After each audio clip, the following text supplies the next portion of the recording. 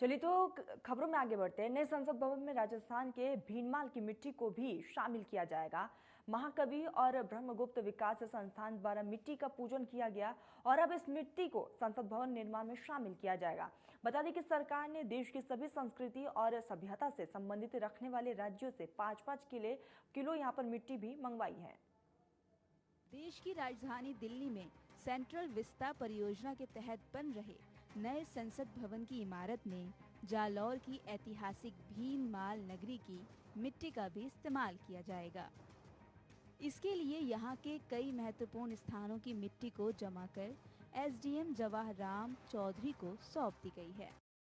ये राजस्थान सरकार के कला, साहित्य, संस्कृति एवं पुरातत्व विभाग के द्वारा राजस्थान के जो ऐतिहासिक गौरवपूर्ण जो स्थान है वहाँ से इस पवित्र मिट्टी को, रज को, जो नई दिल्ली में सेंट्रल विस्टा में जो बनाया जा रहा संसद भवन में उसमें स्थापित करने के लिए भिजवाने का कहा गया था। तो इसी संदर्भ में हमारी इस भीनमाल जो कवि माघ और गणितज्ञ ब्रह्मगुप्त की ये ऐतिहासिक नगरी रही है, इसकी रज भी हम सरकार के निर्देशानुसार आज सभी एमएलए यहाँ के माननीय विधायक महोदय, नगर पालिका चेयरमैन साहिबान और भीनमाल नगर के गणमान्य नागरिकों की उपस्थिति में एक अच्छे आयोजन के साथ इसको हम जयपुर भिजवाने की व्यवस्था कर।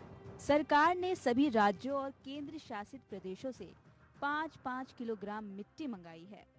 ये मिट्टी उन जगहों से ली जा रही है जो राज्य की संस्कृति और सभ्यता से संबंधित है। राजस्थान के भीनमाल नगरी के लिए ये गौरव का विषय है, क्योंकि इस नगरी को ब्रह्मगुप्त की तपोभूमि भी कहा जाता है। ऐसे में नए संसद भवन में भीनमाल की मिट्टी को भी शामिल करने को लेकर ब्रह्मगुप्त विकास संस्थान द्वारा मिट्टी का पूजन किया गया।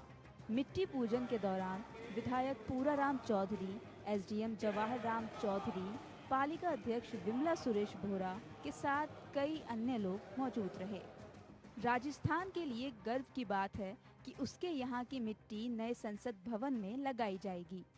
संसद भवन का निर्माण तेजी से हो रहा है और साल के अंत तक ये पूरी तरह से बनकर तैयार हो जाएगा। जालौर से चिराग प्रजापति की रिपोर्ट। चलिए फिलहाल इस बुलेटिन में बस इतना ही। देश प्रदेश की तमाम